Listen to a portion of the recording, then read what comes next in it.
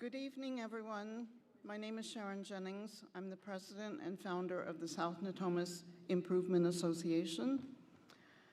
Before we begin tonight's forum, I would like to take a moment to acknowledge something that is weighing heavily on all of our hearts. Recently, our community experienced a heartbreaking act of violence at Natomas High School, a young life lost, families forever changed, and a community shaken. In light of that tragedy, I would like to invite us all to pause together. If you are able, I invite you to stand if you'd like and join me in a moment of silence for the young life lost, for their loved ones, and for all who are suffering here in our community and beyond.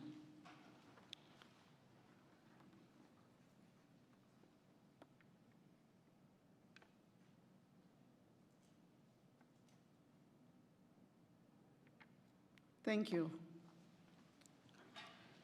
Moments like this remind us how important community truly is, how much we rely on one another, and how vital it is that we show up, listen, and work together for the well-being of all. It is in that spirit that we gather tonight, not just as individuals, but as a united community. This forum is the result of collaboration among several dedicated community organizations that share a commitment to civic engagement and informed dialogue. I would like to take a moment to acknowledge and thank each of them for helping bring this event together. This forum was organized by the South Natomas Improvement Association, the East Sacramento Community Association, the Gardenland Northgate Neighborhood Association, the Robla Park Community Association, the Heritage Park Progressive Study Group, the River Park Neighborhood Association, and the Sacramento League of Women Voters. A very special thank you to the Natomas Unified School District and Natomas Charter School for allowing us to use this beautiful facility. Before we continue, I would like also to take a moment to acknowledge Access Sacramento, the nonprofit community media center that is live streaming tonight's forum so that more members of our community can stay informed and engaged. Access Sacramento has long partnered with organizations like the League of Women Voters to make civic dialogue accessible to all. However, their work is currently facing financial challenges. In appreciation of their service and in the spirit of community support, we invite you to consider making a donation. There's a donation jar in the lobby. And now it is my honor to introduce our moderator for this evening, Paula Lee, President of the Sacramento League of Women Voters, who brings a deep commitment to civic engagement and thoughtful dialogue. We are grateful for her leadership in guiding tonight's conversation.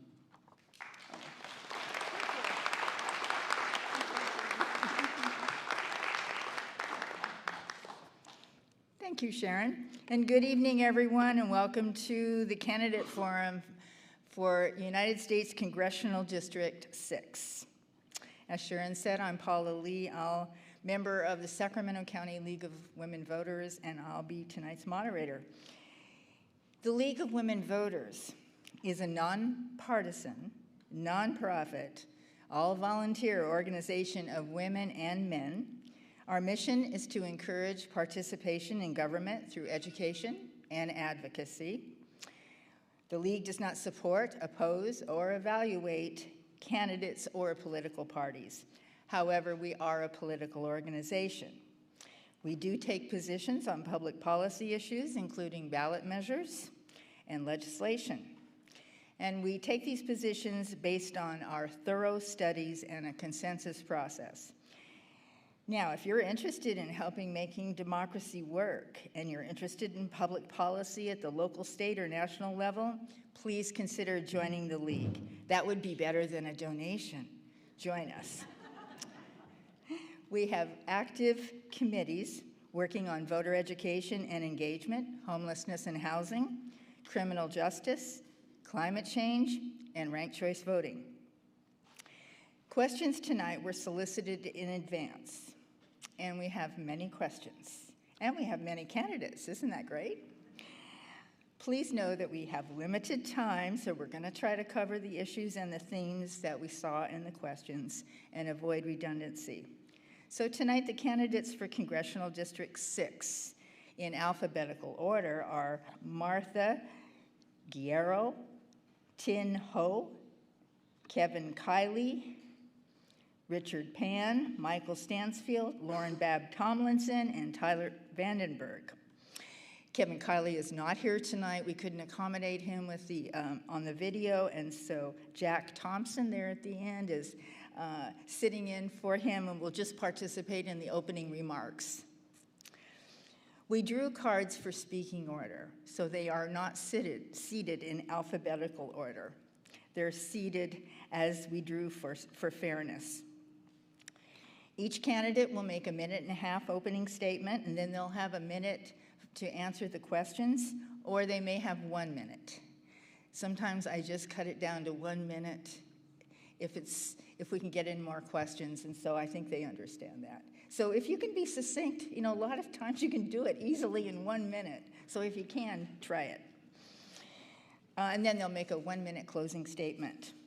The league's timekeeper tonight is Nalise Edwards. You can't miss her. She's right there in the white blouse. And would you hold up those signs just for the audience to see for a while? She has a 30-second sign and a stop sign. So when the candidates have 30 seconds to go, she gives them that note and the official stop sign. Please pay attention to the stop sign. I'm going to be rotating who answers the questions first. So thank you to the candidates for being here tonight and answering these questions, and thank you for running for Congress to represent the people in District 6 in what's known as the People's House.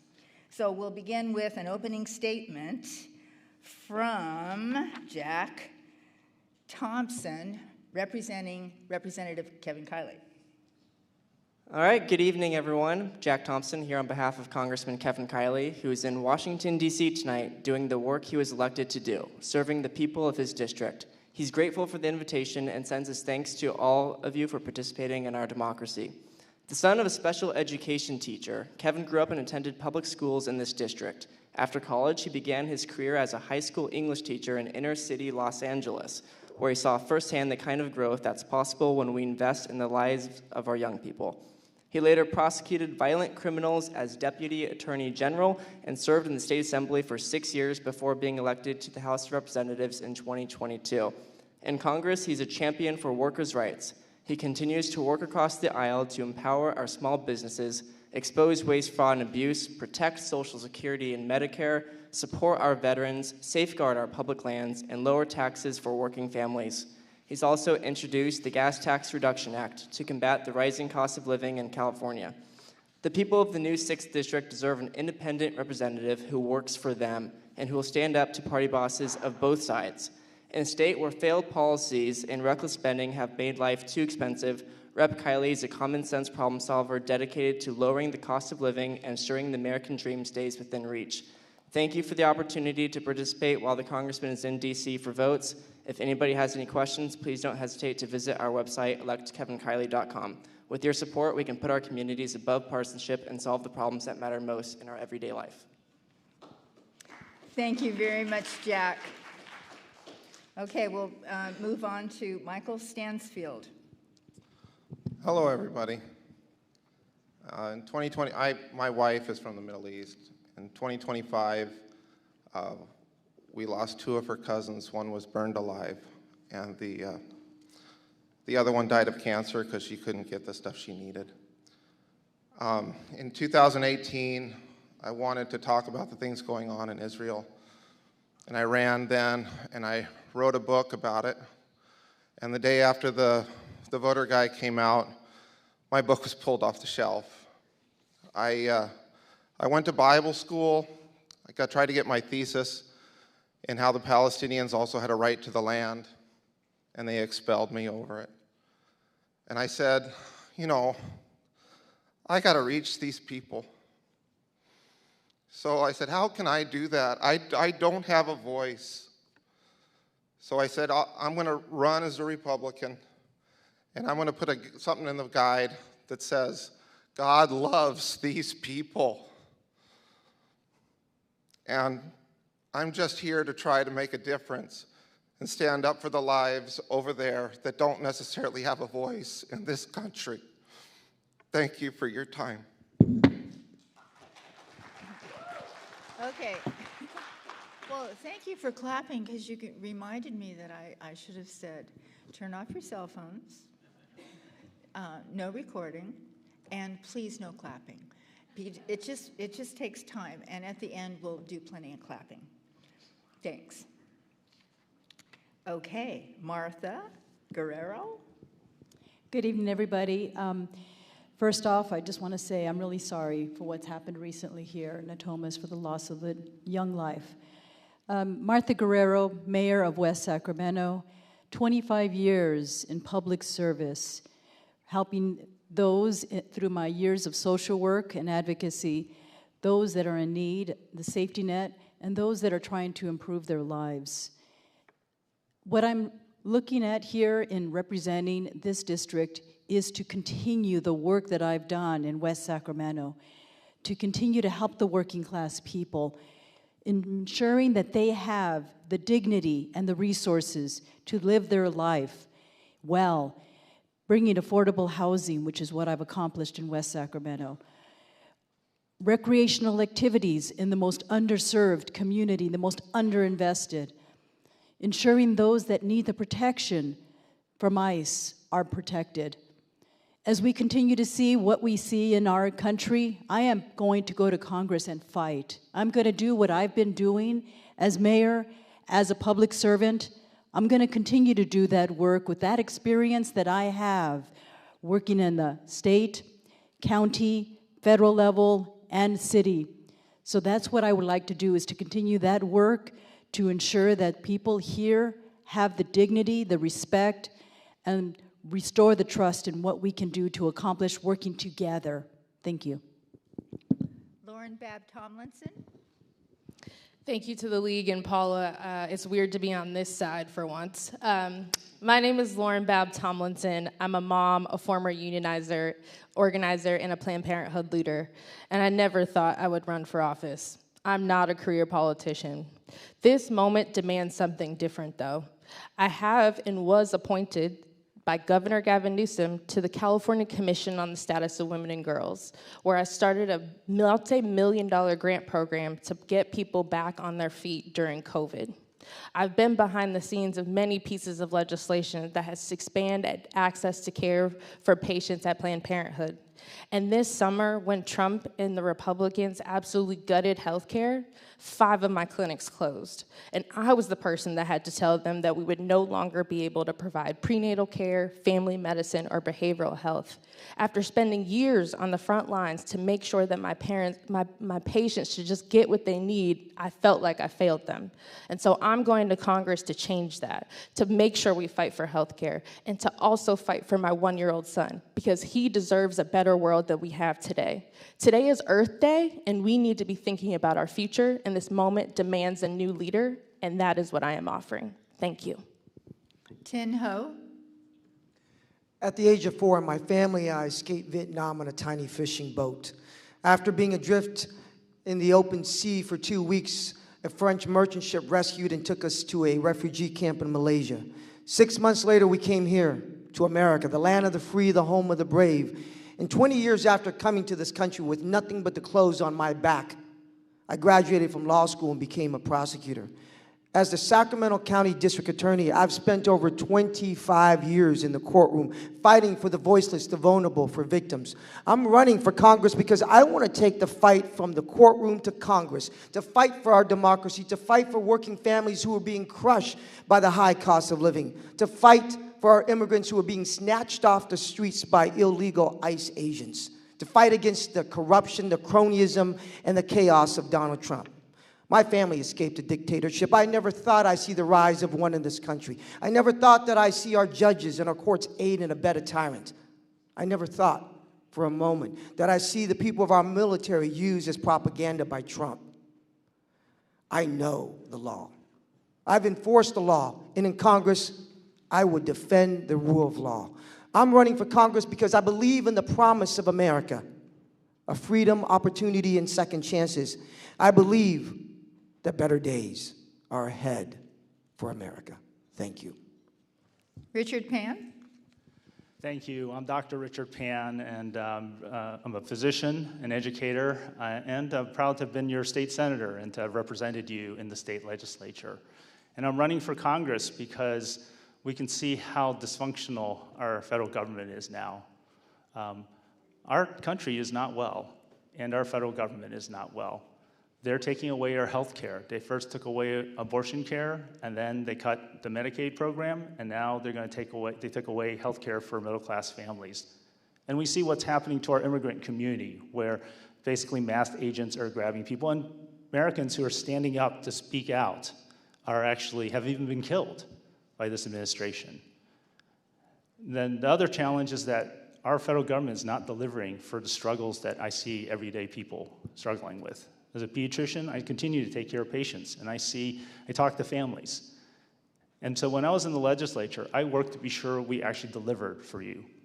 We cut the number of uninsured by 2/3.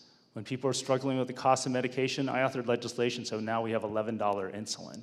When we had an outbreak of measles from Disneyland, I authored the laws to help strengthen our vaccination rates to keep that disease from spreading. In fact, RFK Jr. came to try to stop that legislation. His followers actually assaulted me on the street and threw blood at me, but I did not give in. It is time that we send someone to Congress who will heal our nation. I'm running to be sure that happens. Thank you. Tyler Vandenberg? Hi there. Oh, too close. Hi there. My name's Tyler Vandenberg. I'm a 7-year veteran of the Marine Corps. I was a Jeopardy champion. I'm a proud Great Society Democrat. And I am running to build a better future. Very simply, I was in the service for a bunch of years, and when the 2024 election happened, I became very worried about the direction our country was going. I left the service because I was very worried to hear that there were members of Congress who were afraid to uphold their oaths, either for the safety of their careers or the safety of their persons. And that's very worrisome, and I don't blame them. But their oath is the same as the oath of a member of the United States military, and I knew lots of people who were willing to lay their lives down for it, and so I said, well, maybe now's the time for someone who takes it quite that seriously to do the job. I have 3 pillars to my campaign. They're very simple. We're going to need to hold Trump accountable, build a better future, and ensure that America is safe for everyone in our communities. What I mean by holding Trump accountable is Congress has the powers of impeachment, investigation, subpoena, and arrest. We're going to need to use every single one of them. But we're also going to need to build a better future. Homes that every generation can afford, Medicare for all, a green new grid, investing in our transit, securing Social Security long into the future. And we have to ensure that America is safe for everyone in our communities.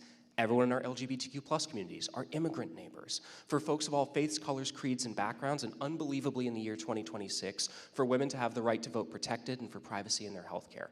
I look forward to your questions, and thank you for the opportunity to be here today. All right. Thank you, candidates. And now we'll move on to the questions. And we'll begin with you, Michael. Thank you. Please describe your view of the proper role of the House of Representatives in determining when the United States should use military force. Please illustrate your views by applying them to the current conflict with Iran. The Constitution is an agreement between the people and the government. And right now, every red line has been crossed. On one side, I see that agreement as null and void. It seems like our representatives don't want to go on the record as voting for or against the war. And that really is kind of shameful. And, you know, I mean, that's the duty of Congress is to keep the president in line. There's a separation of powers for a purpose. And unfortunately, it just seems to get violated. You know, we've been at war all over the place, and we haven't actually had a declaration of war since what, like Iraq, with George W. Bush or Afghanistan? I mean, something is fundamentally wrong with the way our system is working right now. And unless the people do something to change it, it's just going to continue to get worse. It's not getting better. Martha? We are in an unprovoked war going on right now without the authority of Congress. This is a president who has gone rogue and is handling a situation that is escalating and getting worse for our country. In addition to that, it's causing an economic crisis much worse than where we were at before. Without the planning, without an exit strategy, and without any consideration to going back and asking Congress for a vote so that they decide one way or the other whether or not we should go into war. The secrecy and the overnight texting, the threats, this is all illegal. We should get this president and remove him from office. This is a horrible situation that we are in, putting our country at risk. And looking at where things have been at over the years, we need to hold countries accountable. If we provide them with the arms, we need to hold those that are in leadership, if we provide them with the arms, accountable. We have mechanisms in place for Congress to go in and have that authority. And I have just seen what's been happening here recently with this president and historically, and we need to have this accountability in place as we move forward. And Congress needs to take action, and they have relinquished their control to the president, and this is just a horrible situation currently today. Lauren? You know, I'm sitting up here thinking, how did we get here? As the anti-war candidate in this race, I'm thinking about how this is impacting families like mine. I can't even afford Costco gas anymore. And that is a direct impact of what is happening abroad. We also should not be negotiating through social media. What happened to diplomacy and making things work in a system of government is really important. And so Congress has one role, and that's the power of the purse. We need to stop allowing this president to use our resources to continue human suffering. As a mother, I think all the time about the families that are suffering across the globe, and where is our morality? We have to continue to make this country something we can be proud of for my young son, but right now we're not there. And so Congress has to hold tight on the power of the purse. We also need to continue to think about new ways of holding them accountable. How about more oversight? Can we get more inspector generals? And finally, we need to pass legislation that does not allow the president to use his Truth Social Twitter fingers to put us in war. And that is what we need to do, is pass legislation that takes his power away, because this is our country and not his. Ken? As a lawyer and a prosecutor, I know the rule of law, and I know the Constitution, and what is happening right now is unconstitutional. The Constitution has determined that Congress is a co-equal branch of government. And what that means, it is supposed to provide the checks and balances upon the presidency and the judiciary. And right now, Congress is remaining silent. And if anything, the MAGA majority in Congress, they are bending the knee to Donald Trump, not just related to foreign affairs, but to everything else in our country. And the fact of the matter is this, is Congress needs to stand up. Congress needs to stand up and fulfill its constitutional obligation as a co-equal branch of government. And that's simply not being done right now because of the MAGA majority in Congress. And that's why I've said before, we need to take back District 6 in 2026 to make sure that we have that check and balance upon this administration. Now, as a person in the community, on a very personal level, my brother-in-law is from Iran. His family is from Iran. And I believe, and foremost, that we need to promote democracy around the world, and that this particular regime has been, in Iran, has been dictatorship and has really taken the lives of its own citizens. But there is a process in terms of diplomacy. There is a process that we guarantee that there is a co-equal branch of government, and we need to make sure that that is done. Richard? I think you've already heard from the other speakers, including my esteemed friend, the lawyer, who said, yes, the Constitution is very clear. The Constitution is very clear. It is Congress that has the power to declare war.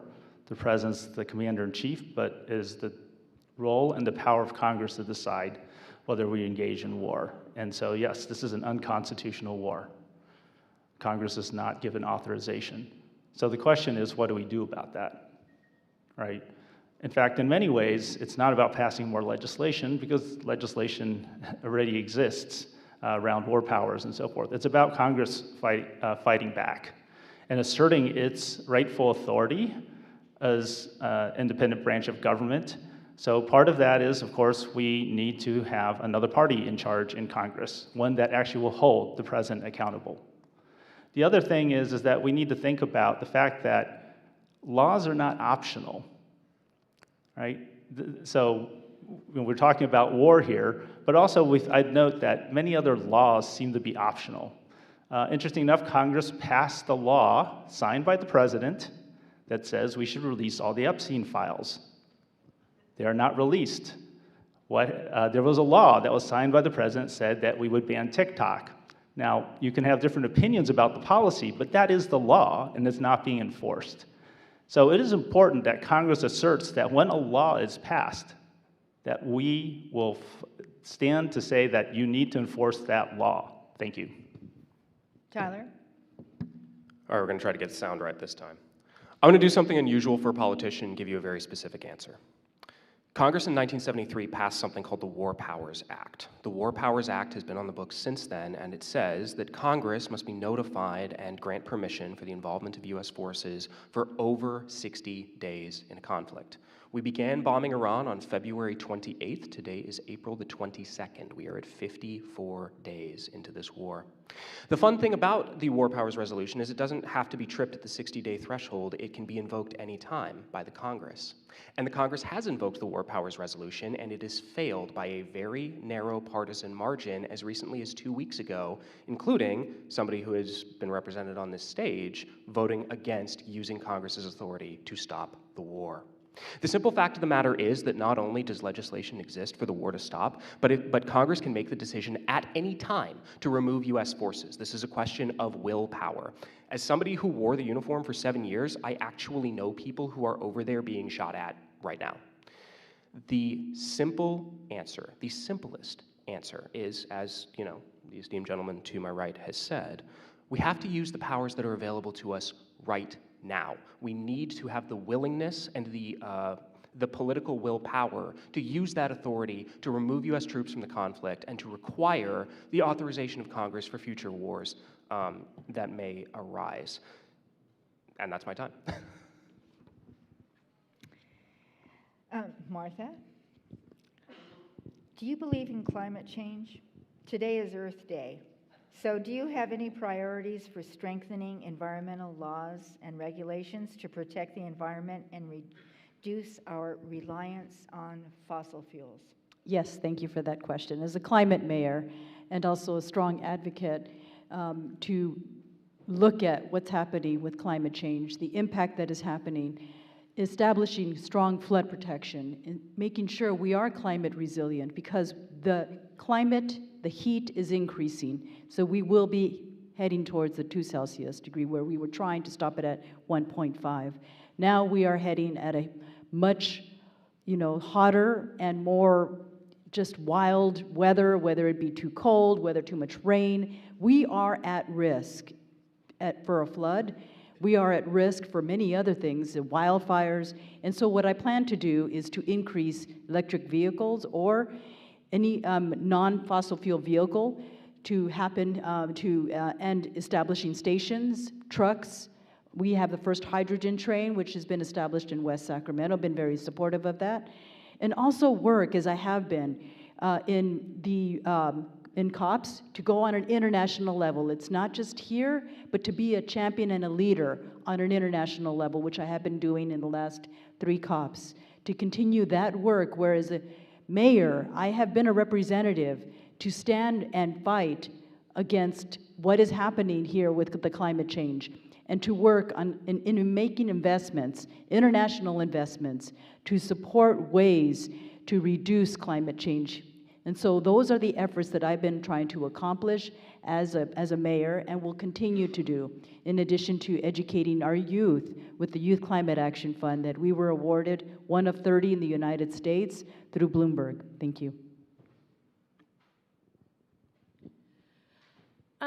I think we have to figure out how we hold polluters accountable for what they're doing. I have a young son with asthma. It is only getting worse, hotter, and I believe it was like 90 degrees in March here in Sacramento, right? So we definitely need to make sure that we find the resources to hold people accountable that are harming our earth.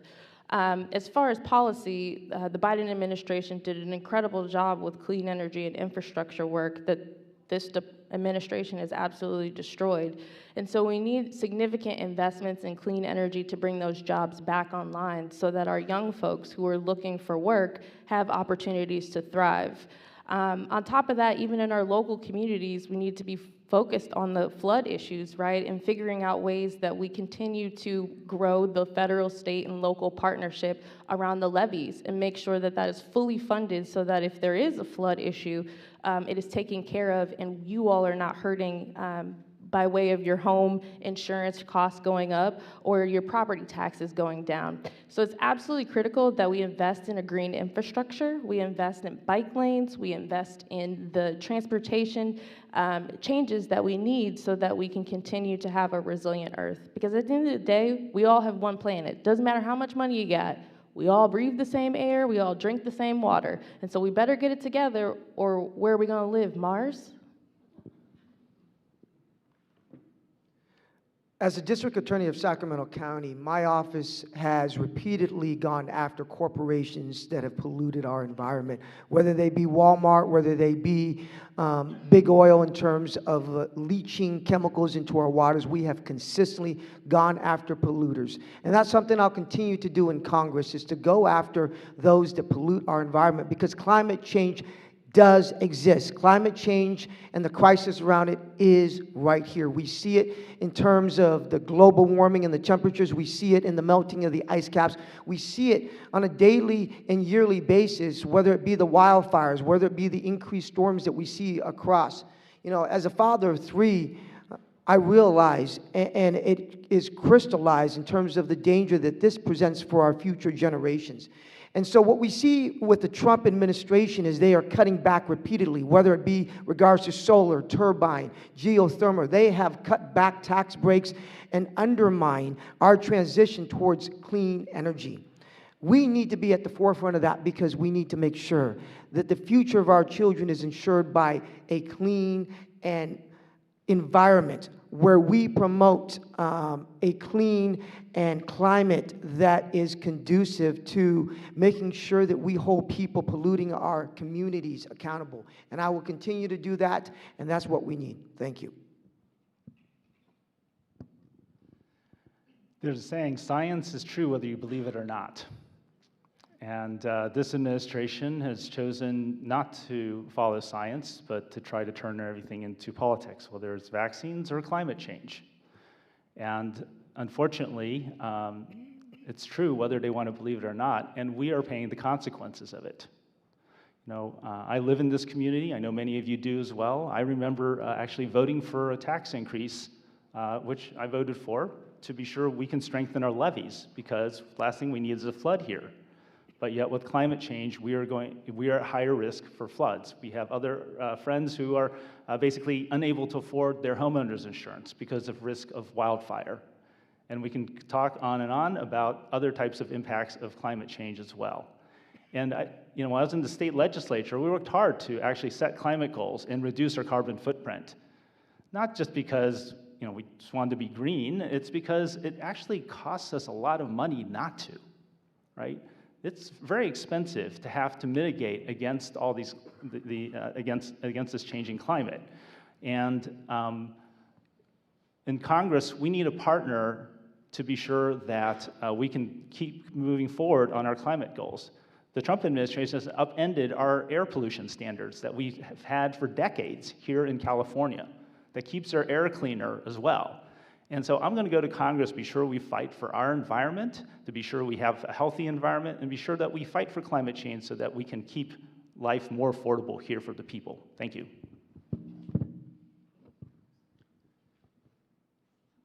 Climate change in the United States is a political willpower problem and a money problem. It's the most serious long-term threat to everybody currently living. Some of us will not live to see its worst effects. Probably I will not live to see its worst effects because it's measured in decades and in centuries. But our children will, our grandchildren will, our great-grandchildren will, and it will put strain on everything in our lives. The government, on the economy, food supplies, energy supplies. It will come for all of us in one way or another, and here in California, we will feel it earlier than most. Listen, as a guy who's out campaigning and canvassing and knocking doors right now, it's not super normal to be 90 degrees in April, and I think we all know it's not about to get better. A Green New Grid has been a centerpiece of my platform because no matter what we do, holding polluters accountable or holding bad actors accountable will never be enough. The very structure of our economy and the amount that we use oil and gas will continue to rise the temperature of the globe no matter what we do unless the federal government spends real resources to decarbonize our economy, to invest in our transit options so we don't have to drive every single place in gas-guzzling cars, to invest in EV infrastructure. As the Trump administration well knows, it's ripping apart all of those investments to ensure that they are not a competitive advantage in the United States, whereas we know that EVs are now the most popular car type in much of the globe, and it's only getting more popular because it just makes economic sense. We're dealing with a Republican Party that is sabotaging our country, and investing in the climate is going to have to be one of our priorities in the next Congress.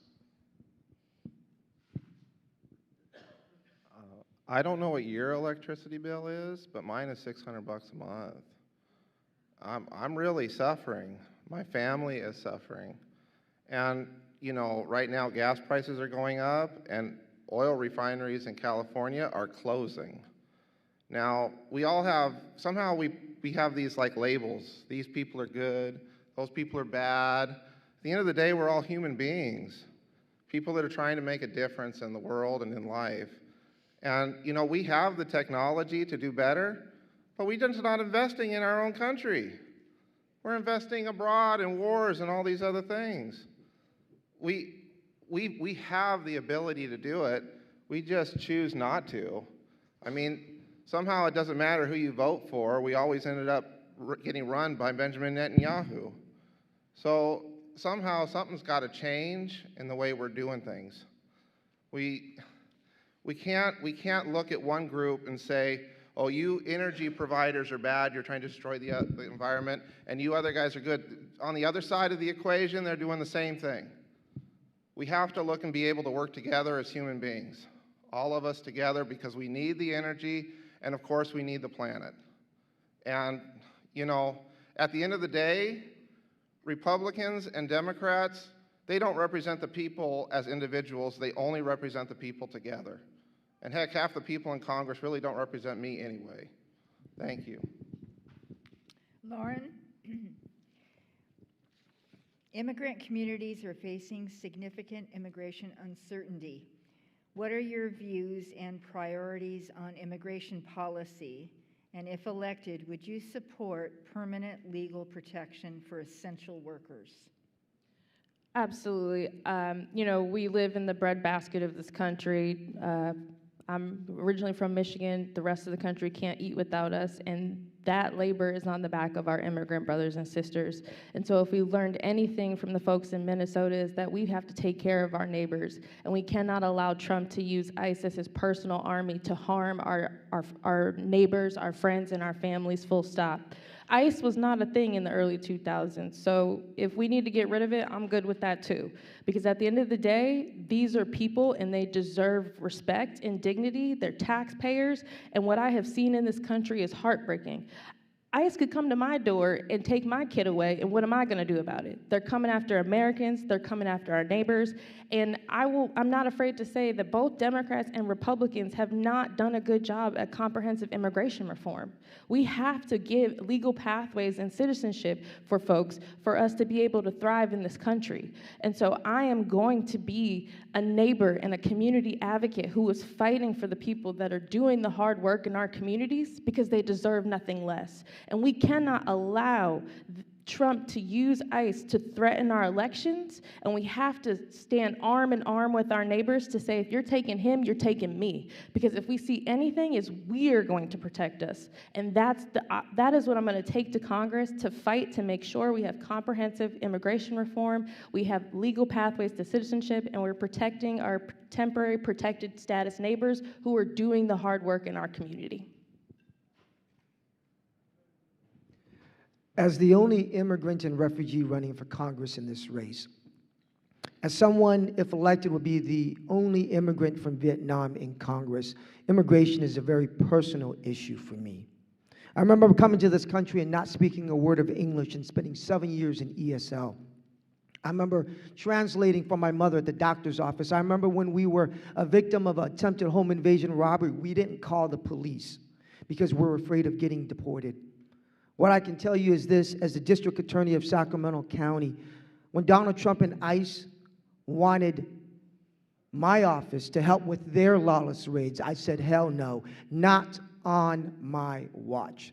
I made sure that no county resources would be used to help ICE with their illegal deportations. As someone who is a prosecutor, a lawyer, an expert on Fourth Amendment law, I can tell you right now, what is happening is illegal and inhumane, period. And when I go to Congress, I will make sure that they be held accountable for their crimes. And what we need is we need comprehensive immigration reform. Because a third of our workforce are immigrants. They are our nurses, our carpenters, our plumbers, our scientists. And we need to make sure that we protect our immigrants. We need comprehensive immigration reform whereby we do protect our borders, but at the same time, we provide a path towards legal residency and citizenship. And I will make sure that we put an end to what is happening by Donald Trump. Thank you. Immigration is an extremely important issue, and certainly I support protections for essential workers who are immigrants. And I'm a child of immigrants. My parents came to this country looking for opportunity, and they did find it, and they raised a family here. I also remember growing up, we took a trip to Canada, and on the way back got pulled over by Border Patrol because they looked at us and said, you might not be Americans, you might be smuggling over. And so, you know, I've had that personal experience, and certainly that's nothing compared to what's happening to immigrant families under this administration, where people are literally being racially profiled, and they don't even care whether you're even have U.S. citizenship. They will still take you, and that is unacceptable, and that is unconstitutional. You know, our immigration system is broken, right? We don't have a good legal path to citizenship. And because of that, our country suffers. You know, our economy depends on immigrants to be able to continue to grow. You know, I'm in healthcare. I look around and I see we have doctors who are coming from other countries who are taking care of patients in underserved area. We have nurses. We have other health professionals. But then you go out and you look at our farms, and you look at our nursing homes, or you look at our child care centers, and you see a lot of immigrants there taking care of Americans. And that's why it's important that we have a legal path to citizenship, and I'm proud in the legislature I worked to be sure immigrants could get legal representation whenever they had to deal with the federal government. Thank you. So I think we're really talking about two things with this question. The first thing that we have to do, of course, is provide protections and permanent status for essential workers and for people in our community to feel safe and protected and not always at risk of deportation. But we are also talking about the tools with which this tyranny that we're currently experiencing has been visited upon us. ICE has only been around since 2003, and there was a time in this country where immigration agents didn't carry anything more lethal than a clipboard. I look forward to going back to that time by abolishing ICE and prosecuting it head to toe. The simple fact of the matter is that we have witnessed the growth of a secret police in this country, and ensuring that we are imposing real legal consequences on the back end for all of the abuses that are happening right now is the way that we know and is proven to make sure it doesn't happen again. Kristi Noem may be out of power, but she signed off on a whole lot of illegal orders when she was. I look forward to hauling her up in front of Congress and then tossing her over to judiciary. I look forward to prosecuting the current leadership of ICE and dismantling the agency top to bottom. I think the Department of Homeland Security probably ought to be broken up and its constituent parts returned back to where they were before. There was a time where the Secret Service worked under Treasury and the Coast Guard worked kind of off on its own in a semi-military capacity. It worked for us for decades and decades and decades, and there's no reason we can't go back to that now.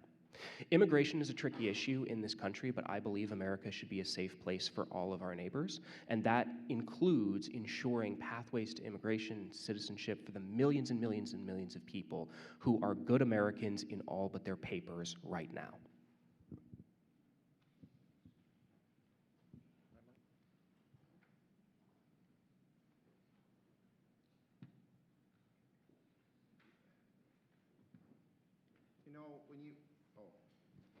When you run for office, they give you a series of statistics. These people vote this way. Those people vote that way. If you go to this group, you want to talk about this. And what gets lost in it is the humanity. And I get the feeling with immigration that we're trying to change the dynamics of this country for power and gain. One group increases immigration because they want more people of a certain type, because they want to get more votes, and the other people changes the dynamic. And what gets lost in it is the human being. My wife is an immigrant, and if you want to retire someday, we don't have enough kids to pay for Social Security unless you have more people coming into the system. Jesus said, I was a stranger and you took me in. I think at the end of the day, it comes down to love. I'm getting my notice. I think so often, when I was in the Middle East, I was an English teacher there, and I would be speaking English, and people would come up to me and say, this is my opportunity to try and learn English. I can talk to this guy. And now you have people coming in this country and say, learn to speak our language. I think somehow we lose the humanity of people, and I think love is the answer.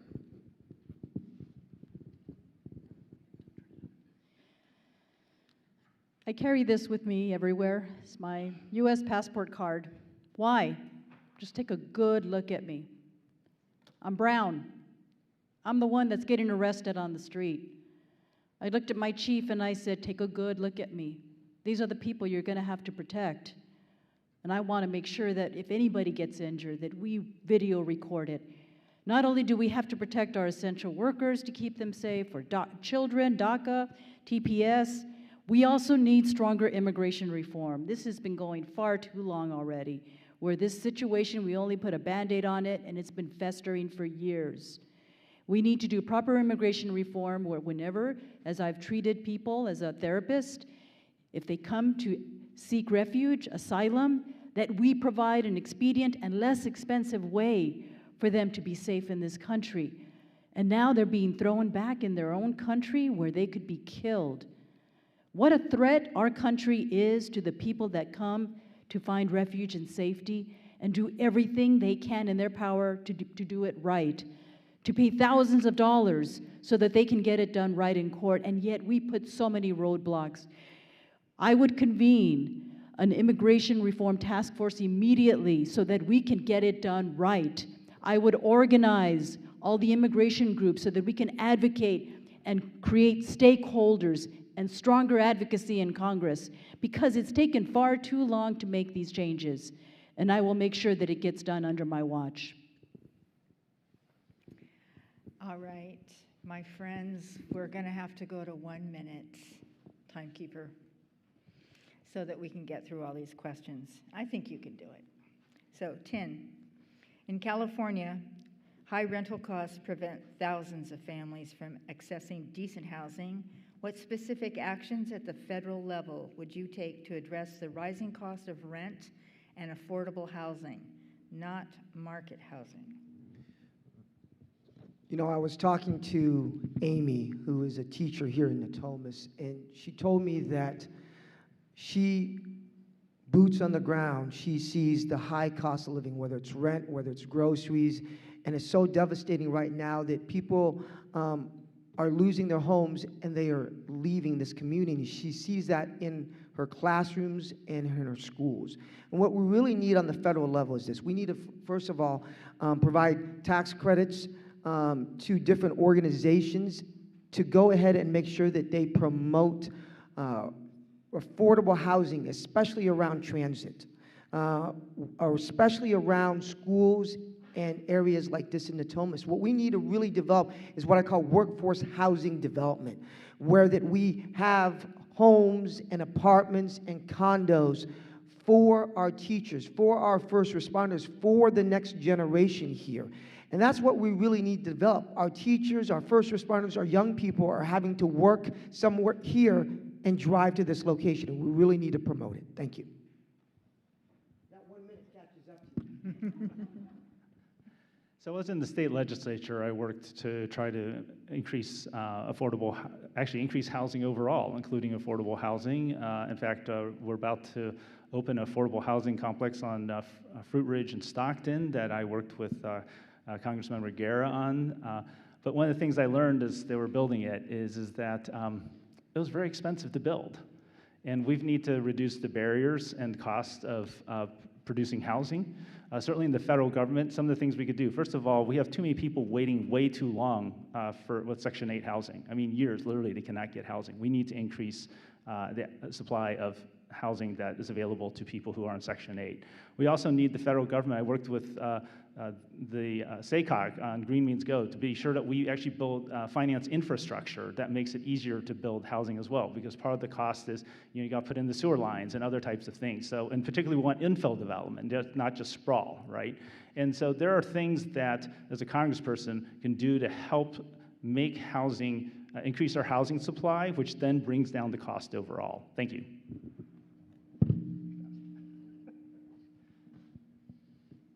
When you get out of the military in this country, you qualify immediately for preferential VA housing loans, and you qualify to be able to buy in unusual areas.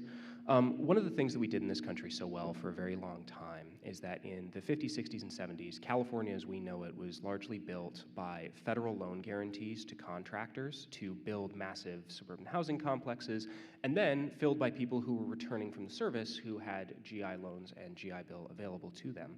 I think we ought to bring those programs back, not just for the suburban homes that we build so well, but for condos, 2-flats, townhouses, all of the sorts of low-rise buildings that we need in California cities to meet the demand. And then I think we ought to turn around and have a preferential loan program just like we give to our veterans for our nurses, our teachers, our firefighters, for our first responders in our communities.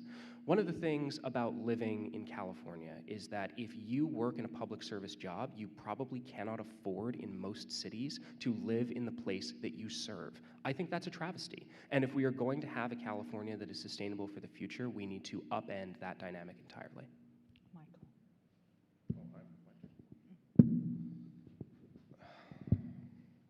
Our economy is not doing very well, and it's going to get even worse. I'm watching people leave this state all over the place. Heck, I'm looking at, if I don't get elected, which may not happen, but I'm looking at perhaps living abroad. I just can't afford to live in the state of California. The red tape to build and to do things in California is incredibly high. And, you know, in my mind, there's certain things that are left up to the federal government, and there's other things that are left up to the states. I think it's the responsibility of the state of California in this case.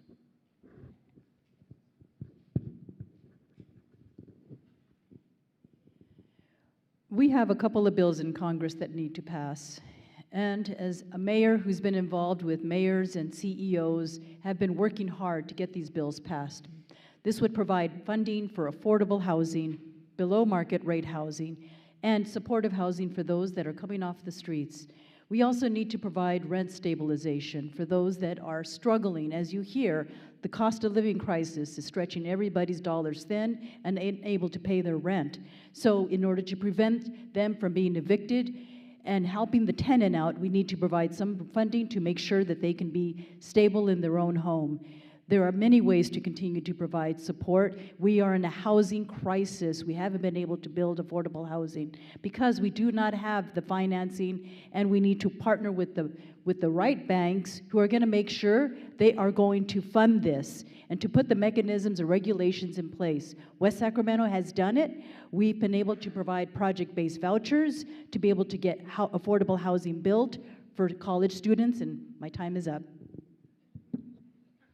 1 minute goes fast, I know. We need to build. It's that simple. We need to build, and build some more. And we need to cut the red tape that gets in the way of actually building affordable housing. I'm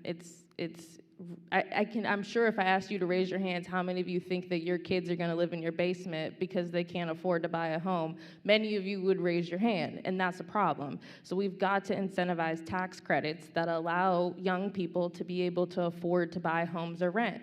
We also need to look at different type of housing, condos, other ways in which people can be able to get housing. And the last thing I'll say is that this administration cut the Section 8 vouchers, and so people who were already in line are now struggling to figure out what to do because they lost their place in line. So we must restore those cuts, and we also need to build, and we need to make sure we're incentivizing tax credits to allow those that want to live well to have the ability to do so. Richard Pan, do you support, wait, wrong question. What can you do in Congress when you get there to reduce gun violence and reduce the number of guns on the streets? Thank you so much for that question. And as I said, we started this, this forum at the moment of silence because of a youth who was killed by gun violence. In fact, gun violence is the leading killer of children and youth in the United States. When I was in the state legislature, we worked to actually be sure we got more data and research on gun violence, so we would have evidence-based approaches, and of course, we tried to strengthen our gun laws. In fact, we're at the point where, fortunately, the federal judges are now trying to upend our laws, so we pretty much hit the limit there. But in Congress, I'm going to continue to fight to combat gun violence, right? We need to reinstate the assault weapons ban, right? We need to be sure that, I mean, there's actually strong support for universal gun registration. We need to move to universal gun registration, right? And then we need to also challenge the current court that local, state, and the federal government needs to be able to take reasonable steps to protect everyone, including our children, from gun violence. Thank you. The simplest answer to what can Congress do to reduce gun violence in this country is anything at all. We have lived in a country where the gun lobby was very powerful for a very, very long time. I am a gun owner. As a former service member, let me tell you, even on ranges around trained Marines, I have seen people act in ways with firearms that made me thought, you probably shouldn't be able to have one. And that's in the service. Let me tell you, it's a lot worse at private gun ranges. The simple fact of the matter is that the federal government has been shirking its responsibility to keep Americans safe from gun violence for a very, very long time. We need to ensure that red flag laws are nationwide. We need to ensure that we are closing the boyfriend loophole the gun show loophole and the abuse loopholes by which those who are not married who engage in violence against their partners with weapons or without are punished appropriately. We need to be ensuring that no child has access to a firearm in any meaningful way. I can't imagine a scenario in which that is appropriate. And we need to ensure that the federal government is instituting that because state lines are not as far away as we think, and while California may have good gun laws, Nevada and Oregon, not so great. We need to ensure that there's a national regime. Michael? There's a certain irony that I see in this conversation because we're sending like millions of weapons freely all over the world, like to kill kids. We know exactly what they're going to use it for. And I thought, do we do a background check on Israel? Do we look and see how they were going to use those weapons before we gave away weapons of mass destruction to kill kids? And there's a certain irony here that you know, I watch people all over the place die, and if they're not in America, somehow their lives just don't seem to matter as much. And, you know, every life is important, and I'm tired of the hypocrisy. My colleague, Dr. Pan, has provided some really good responses as far as banning the assault weapons, establishing registries to be able to track, you know, where the guns are being sold and who they're being sold to, and also making sure that those that do not should not have a gun should not have the gun, and holding those that are selling the guns accountable. Because I think that's one of the areas that we're not doing enough in, is holding people accountable that are selling these guns. And on top of that, the ghost guns that are pervasive out there, trying to bring that back. In addition to that, we have in Yolo County, preventing youth violence, educating our youth so that they know when you see a situation that they have been involved with in gun violence, to educate and to make sure that if they can prevent having a gun, because I've seen more youth getting access to guns, and that's what's going on here, is that it's just too accessible. So I know that our police departments are overwhelmed in addressing these things, but I have seen ways to be able to reduce and detecting where the guns are and to be able to get them off the streets.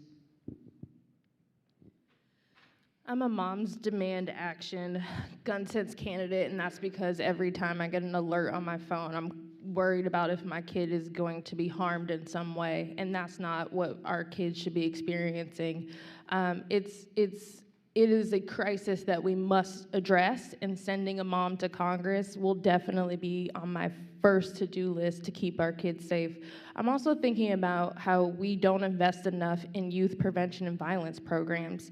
There was a time in Sacramento County when you did not have youth violence and homicide, and we have to invest federal resources in areas and places and programs that allow these kids to be heard and seen. I talk to the youth, and they don't see themselves in school. They don't feel heard or seen, and so we have to start with restorative justice, and we have to start with finding safe havens so that they can find ways to de-escalate before they get guns. And so I'm strongly against the assault rifle ban, and I'm strongly against ghost guns and 3D printing and all the other stuff out there. But it starts with giving youth an opportunity to be heard and seen.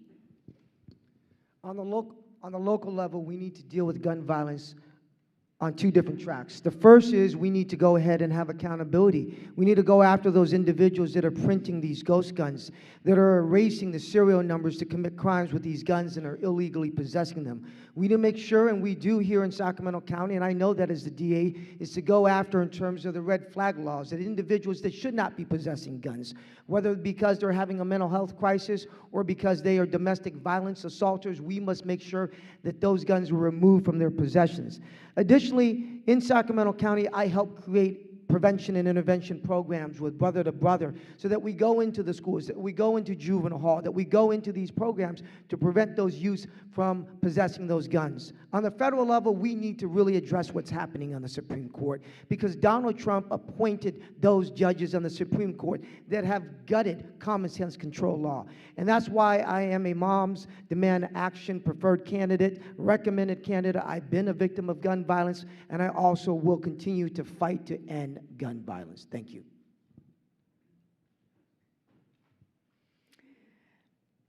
Tyler.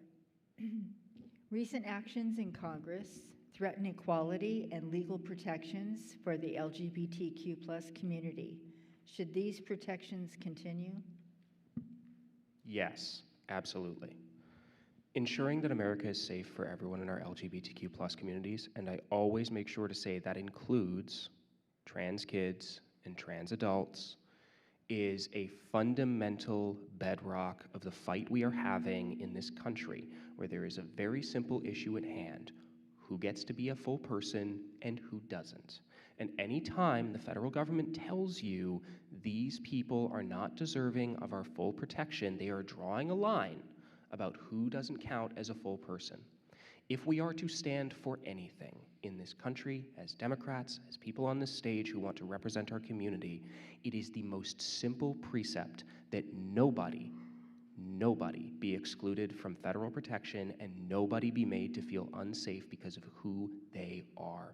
We have to ensure that we are taking action to restore these protections. I think it's going to require a whole new generation of civil rights acts when we get to Congress, but we need to start by ensuring that everyone in our LGBTQ plus communities feels safe and welcome from the moment we take power. With love, there is only humanity, and without love, there's only division. I think we kind of lose the humanity of individuals. We have all sorts of labels that group us into all sorts of different people, and at the end of the day, we're all human beings. We all fight the same struggles. We're all trying to make it through this world. And I think at the end of the day, the solution is just love. Maybe some people think that's the naive solution, but I think that's the only solution. So I just came back from walking the halls of Congress and cap to cap with the Sacramento Chamber, seeing the LGBT flags out in the hallways, and I felt so grateful that there is compassion and hope, representation, and that's what I want to be, and that's what I have been as mayor, hoisting up the flag during June Pride Month so that our people, our community know that they will be defended, protected, and represented, whether it be in West Sacramento or throughout the United States. I will protect the LGBTQ rights, making sure that transgender care and affirmative care is established in all hospitals, that it is covered, that insurance companies cover it. I will also make sure that we protect those rights in the workplace, prevent discrimination, enforce that, hold audits, making sure that we fulfill that in congressional hearings and employment and everywhere that people want to continue to feel safe, that they do achieve that rightfully so, and we accomplish that. And that's what I will stand firm in. My work at Planned Parenthood has been very simple, to just provide care for all folks. And I can tell you the attacks on the LGBT community right now are absolutely devastating. No one should be having to hoard or stockpile the medication that they need for their medically necessary care. And I'm seeing the fear already happening. But what I have done is work on equal rights amendments. I helped pass an equal rights amendment in Nevada that gives everybody equal rights under the law. I also helped with Prop 3, which enshrines same-sex marriage in the California Constitution. And we need to take that same energy to Washington and use the equal rights amendment, who's just waiting for a flick of a pen to make sure that we are protecting our LGBTQ folks. Hate has consequences. As a district attorney of Sacramento County, I've personally prosecuted and charged hate crimes against the LGBTQ community, and we see that continually, day in and day out. And protecting people isn't optional. It is our job, whether it's here locally or on the national level. When I go to Congress, I will make sure that we hold those accountable who continue to spread hate. And the biggest spreader of hate that we have sits in the Oval Office. He has been throwing his hate to all segments of our community, and we need to fight back continually with that. And I've done that continually here at the local level, and I would do that at the federal level, because hate has consequences, and we see it every single day. As a pediatrician, as a father, I know that every child deserves equal protection, and every child deserves to have their humanity seen. And that, of course, does not stop at childhood. That should continue throughout the rest of their lives. And that's why I've always stood strong in support of the LGBTQ community. In fact, when I first ran for the state legislature, I ran against a candidate who actually was the author of Proposition 8 to ban marriage equality. And I beat him. I defeated him. And every time I walked in the assembly floor, that was a reminder to my colleagues, particularly those who supported Prop 8, that homophobia was not a winning political strategy. And I'm proud to be the candidate who's endorsed by Equality California, because they know my record. They know that even when it's not politically convenient, I will always stand for the LGBTQ community and their rights, as well as other communities as well. Thank you. Okay. Michael, would you support expanding the Supreme Court and/or term limits for its members? I think there should be a age limitation for most offices. if you saw what happened to Dianne Feinstein and what happened to our previous president, there's obviously something wrong at a certain age. There has to be some sort of test that says, are you do you have the cognitive ability to do your job? My father had Alzheimer's. I watched a very intelligent, wonderful man, and who felt he was entirely capable of doing everything and, couldn't walk across a room. And I, as a person, I am not the person I was when I was 18. My own mind is not as, I think we've lost something in Congress not having more young people in it, having the youth and vitality and energy, and somehow we're all the loss for it. I am supportive, but I've also seen where we've had good justices like Ruth Bader Ginsburg, who's done an excellent job, and it was so sad to see her go. But what I do see is a bigger problem among the Supreme Court justices. We see some unethical, highly unethical behavior happening and no accountability. And I think we need to do more to hold them accountable to a higher standard, because that's what we expect when they are given an opportunity to make some major decisions. Because in addition to what they are given, recent decisions, which is just reversing what civil rights we've had and protections, and looking at what we can do to protect this country from a Supreme Court that is appointed, that is going to be just following the advice of the current president, who is just somebody who should not be president. I support term limits. I have seen this court gut Roe. I know that they are going to look at the Voting Rights Act, which could gut the Section 2 and get rid of the minority-majority seats in the South, which means approximately 30% of our members of color may not have seats. So our absolute entire democracy depends on folks being able to show up and do their job, and I think that term limits is a good way of doing that.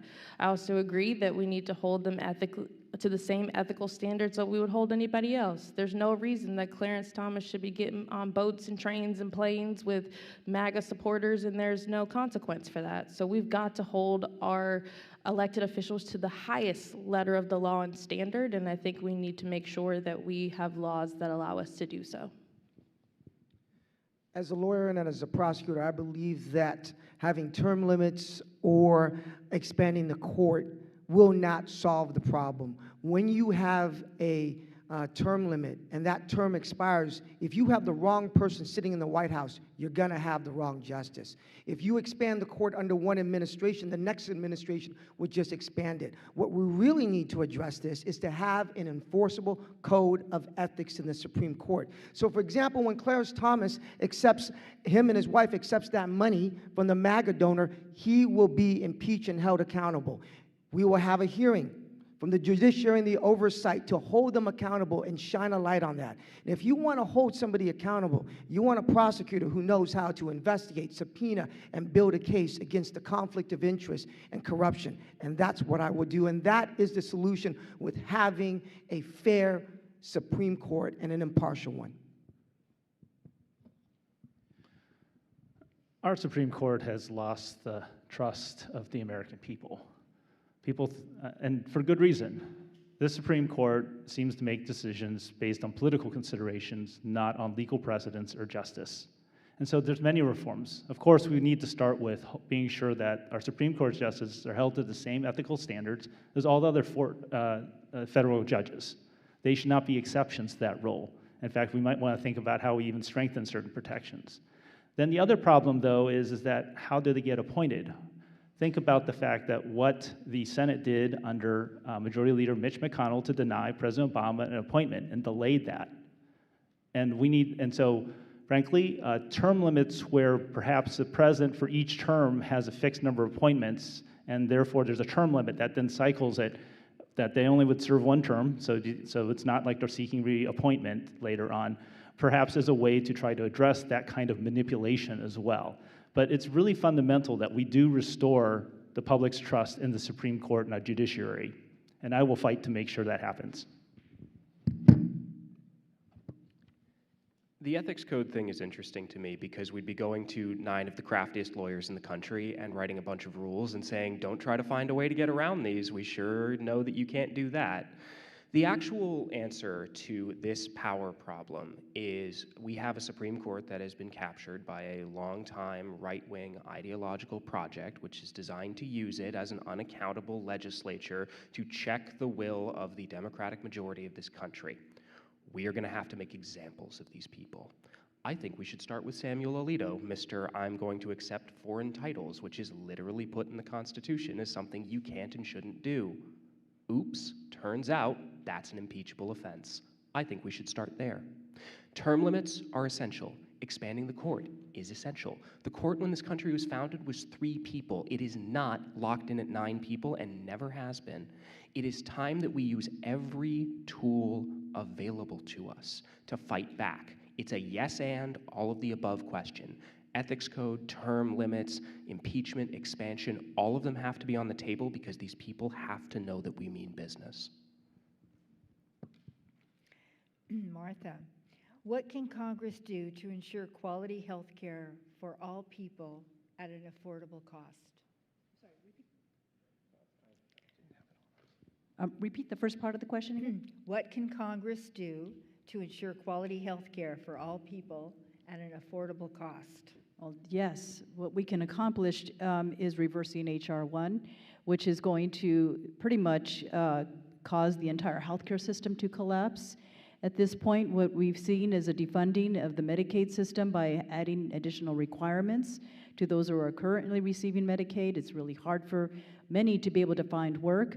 And looking at what we've seen for hospitals, funding more hospital care so that, you know, we have a stable hospital care system. Preventive care, funding more preventive care. That has been underfunded for a very long time. Establishing Medicare for all is one area that I feel would help accomplish that, and healthcare for all is another way. So these are the areas, in addition to stabilizing our Social Security system, because I make sure that where we are heading towards in not having enough financing for Social Security is going to be preventing people from having housing. Housing is health. So these are the areas that I believe strongly that we need to protect, and establishing Medicare for all is a good way to protect our older adults and us and our future, and stabilizing our healthcare system. I support healthcare for all as well, and I'm thinking about my young son. If me or my husband lose our job, my kid with asthma, how are we going to afford the inhaler? So the system just isn't working, and the cuts and the disasters by Trump and the Republicans make it even harder and create a public health crisis by design.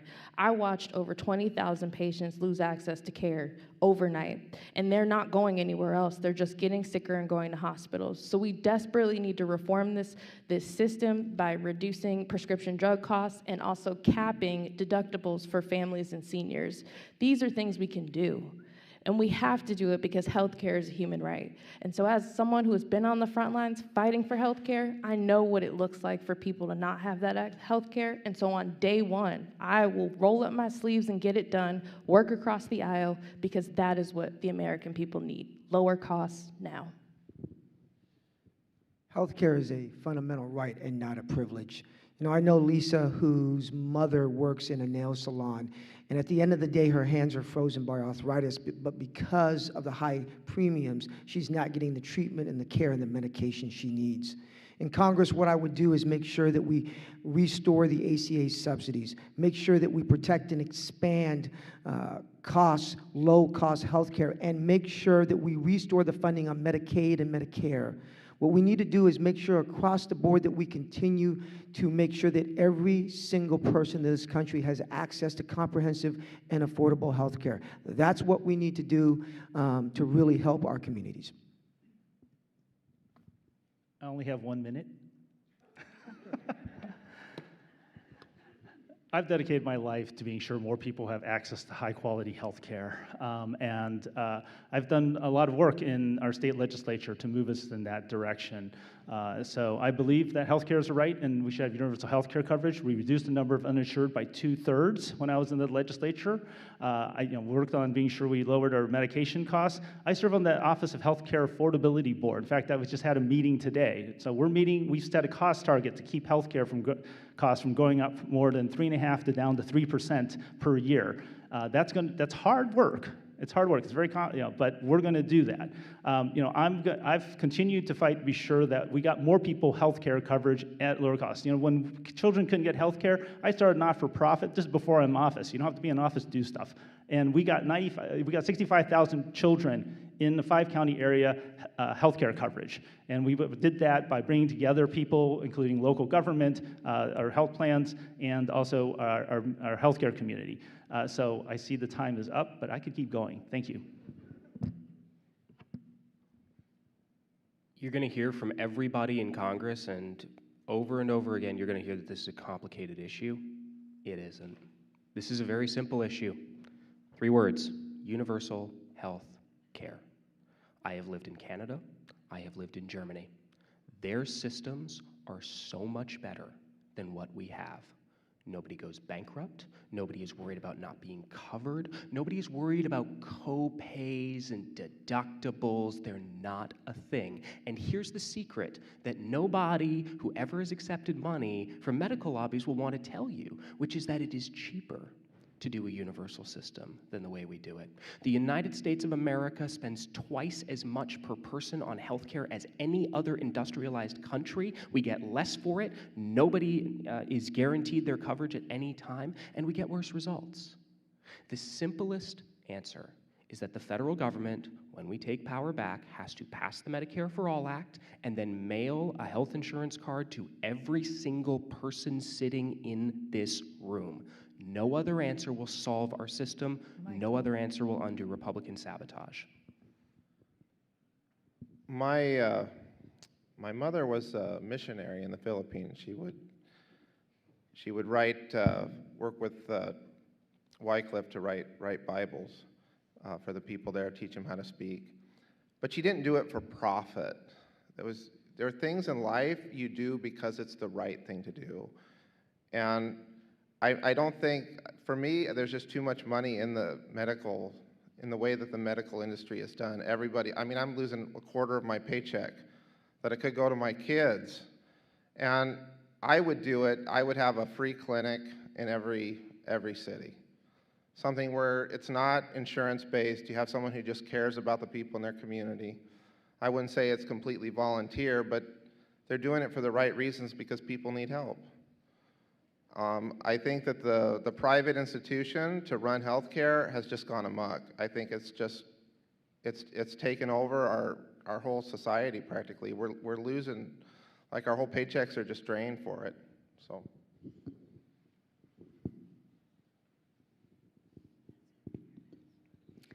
All right, it's time for closing remarks. We just can't get through all these questions about voter ID, about reproductive rights, full reproductive rights for women.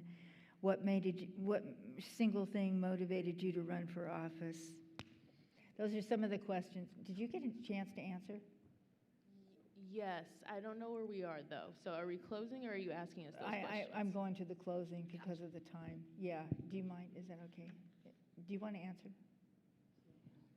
I thought we were through. I answered. Yeah, I thought you did. Okay, good. I just didn't want to leave you out. Okay, so we're going to go to closing, and on the closing, we are going to start with Lauren. And do we have a minute or a minute and a half? It's a minute. Okay, I just wanted to check. Goes by fast. It does. Well, I'm running for office because this moment demands something new. I've never run for office before, and it wasn't on my bingo card, but I am just so worried about what our future is going to look like for our young people, for our grandchildren, and for my kids.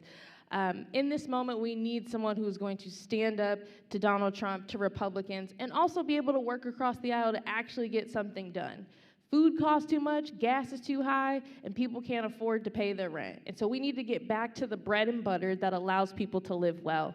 So I'm running and offering a new generation of leadership who's gonna fight for your family like I'd fight for my own. I'm the only candidate endorsed by Planned Parenthood Action Fund, Emily's List, and the California High School Democrats. And so I would be honored to earn your support, and you can learn more at www.lbtforcongress.com. I'm so honored and grateful to be in this space with you, and thank you for sitting through this amazing forum. Michael Stansfield.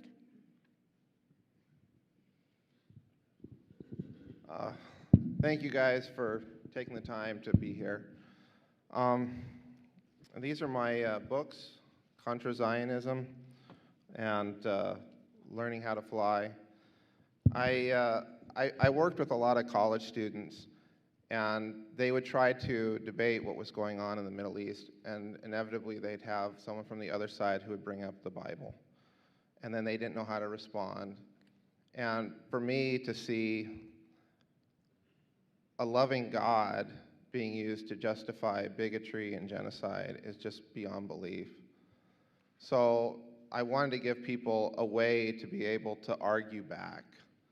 And it's difficult because we tell people how to value people on the outside, but we're all different. We have to value ourselves on the inside, and not everybody rationalizes the same way. If you're talking to someone who believes in God and you're using a humanist argument, they're not going to listen to you. So I wanted to be able to bridge that divide to go to people on their own terms. Thien Ho. I know what tyranny looks like, and I would never allow it to take root in this country. I've spent 25 years in the courtroom, whether it was prosecuting the East Area Rapist, the Golden State Killer, whether it was starting a mail theft task force here, whether it was going after corrupt officials and companies. I have spent the time in the courtroom fighting for victims.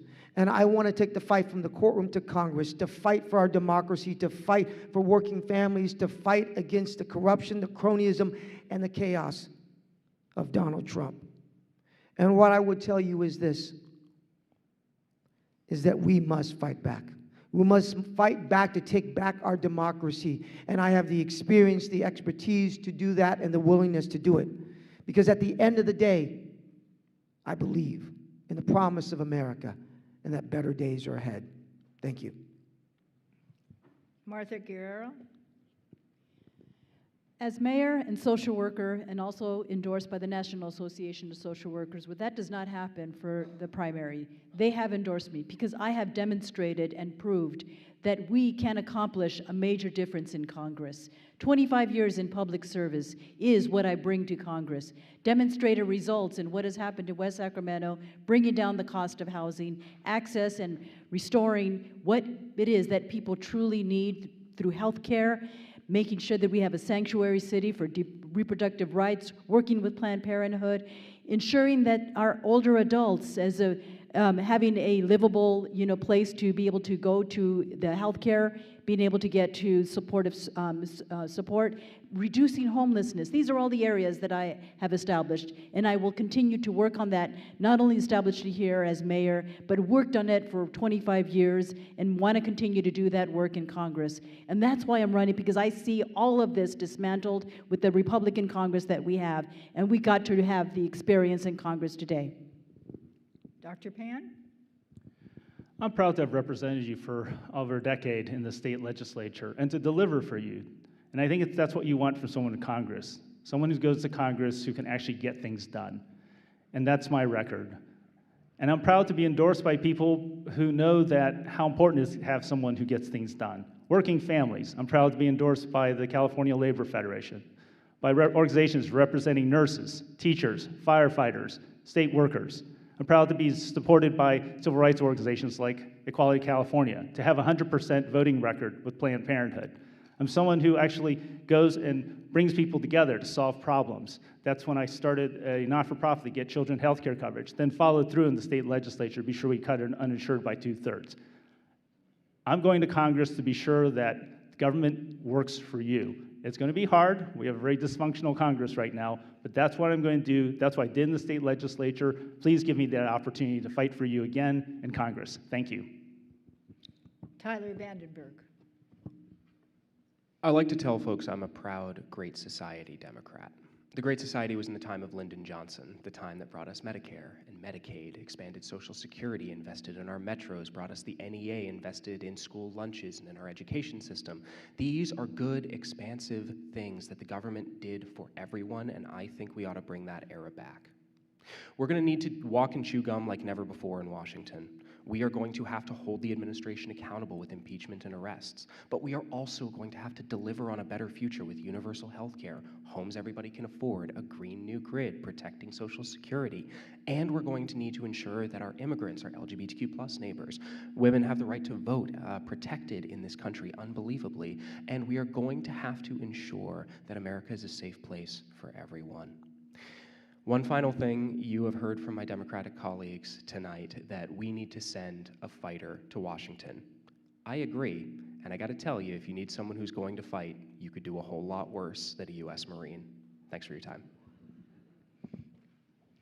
Okay, now before I thank some other people, let's thank these candidates for running for public office.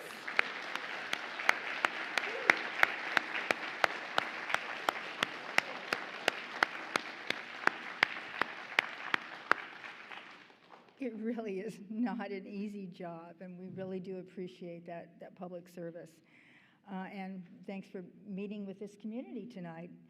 And thanks to all the sponsors, all the many community associations, neighborhood groups that put this together, especially Sharon Jennings, and the League volunteers, Nolise, and you, the audience, for participating in this civic activity. It's great. And your good questions were wonderful. I want to remind you, can you believe it? The ballots are going to go out in 2 weeks. So get ready. You can return your ballot by mail, as you know, thank goodness. Or you can put it in a secure drop box anywhere in the county. You can also vote in person at a vote center anywhere in the county. You can look in your pink envelope for the locations of those ballot boxes and drop boxes and for those vote centers. And I really want to stress this, there is no need to wait until June 2nd to vote. It is really important to vote early. When you see the returns come in, if you want your vote to be in those numbers, vote early. Don't wait till the last minute because your vote will not show up in those early returns. So we hope tonight you leave here as a more informed voter, and please go out and spread the word about how important it is to vote. Good night.